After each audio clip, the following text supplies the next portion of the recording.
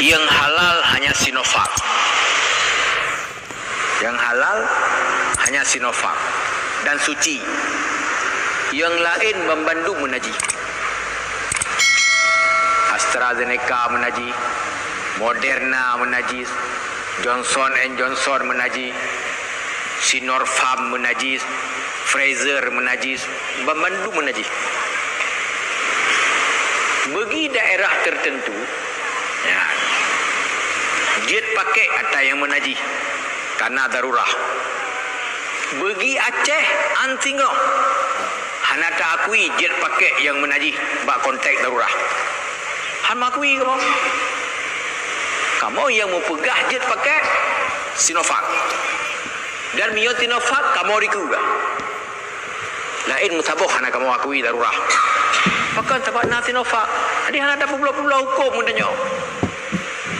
Nanti kamu dipaksa di awaknya. Bujur babak lain tetap tidak boleh. Kalau kami diajak akan kami mau, tapi Sinovac. Lain tidak mau. Anu raya mantang lupa duit. Saya Sinovac, kami di depan.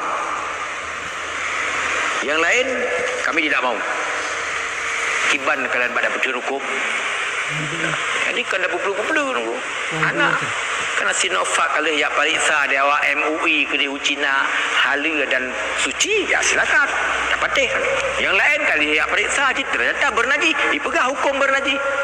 Teman dipegah bernaji, mio darurah dia tak pakai. Man di Aceh pun darurah, tidak.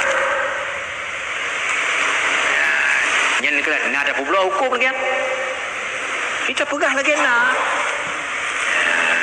Apa kamu pegah yo? Bandung je pakai. Nyan baru tunggu-tunggu ke pegah je pakai ada hari. Ana yang kamu pegah je pakai Bandung